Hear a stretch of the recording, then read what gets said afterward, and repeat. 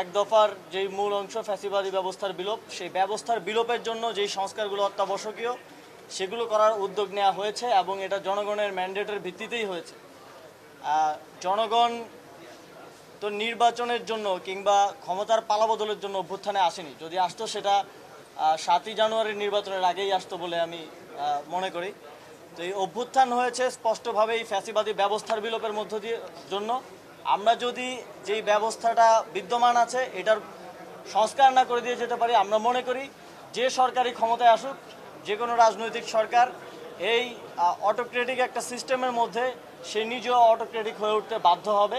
তো সে কারণে আমরা মনে করি এই সংস্কারটা অত্যাবশ্যকীয় এবং দেশের জনগণ যেভাবে দেশকে গড়তে চাইবে, দেশ পুনর্গঠনের সংস্কারের যেই প্রস্তাবনা মানুষের মধ্য থেকে উঠে আসবে সেটার বাস্তবায়ন করাটাই আমাদের দায়িত্ব হবে। এবং রাজনৈতিক দলের ব্যাপারে যেই রিউমার বা কথাবার্তা শোনা যাচ্ছে বা অনেকেই শুনতে চাচ্ছে আমাদের থেকেও, এটা আমরা এর আগেও স্পষ্টভাবে বলেছি, এখনই রাজনৈতিক দল খোলার কোনো অভিপ্রায় আমাদের নেই এবং এই অন্তর্বর্তীকালীন সরকারে যারা আছেন কারোই ক্ষমতার অভিলাষ নেই।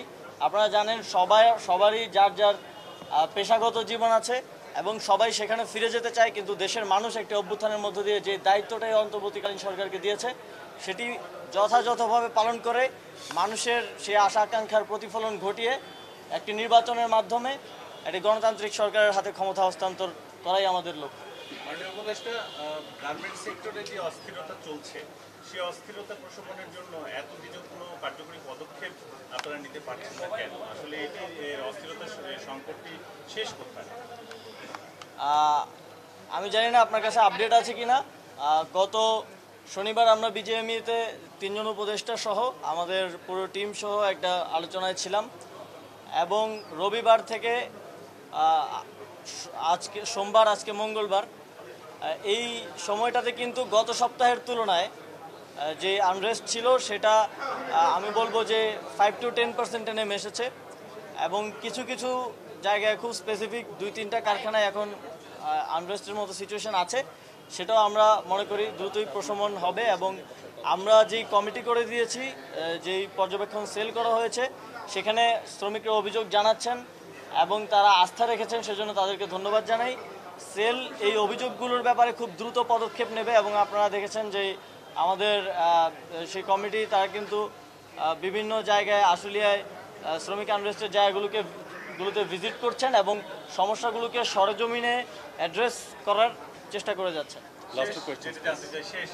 আপনারা সমন্বয়কদের একটি দল সারা দেশে যারা আহত নিহত তাদের সাথে কথা বলতে যাচ্ছেন, জেলায় জেলায় যাচ্ছেন, গতকাল রাজশাহী এসেছিলেন, কিন্তু দেখা যাচ্ছে বাইরে একটা দল বা একটা অংশ তাদের বিপক্ষে ভুয়ো এবং নানা ধরনের বক্তব্য করছেন। ফলে আমরা কি মনে করতে পারি যে সমন্বয়কদের মধ্যে দ্বিধাবিভক্তি তৈরি হয়েছে, নাকি এরা আসলে কারা?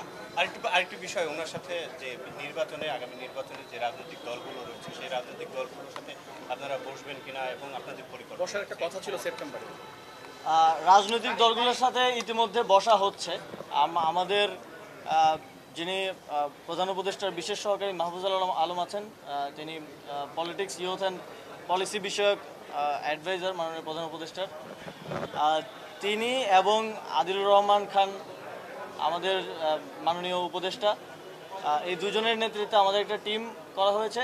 ওনারা রাজনৈতিক দলগুলোর সাথে রেগুলার বেসিসে বসছেন এবং অফিসিয়াল বসার বাইরেও আনঅফিসিয়ালি যোগাযোগ রাখছেন, যাতে আমাদের মধ্যে কোনো প্রকার ভুল বোঝাবুঝি সৃষ্টি না হয়।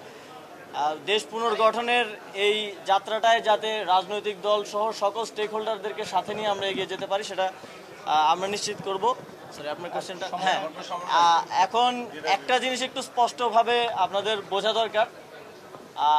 আমরা ছাত্র জনতার এই অভ্যুত্থানের পক্ষ থেকে যারা সরকারে এসেছি, আমি এবং মাননীয় উপদেষ্টা মোহাম্মদ নাহিদ ইসলাম,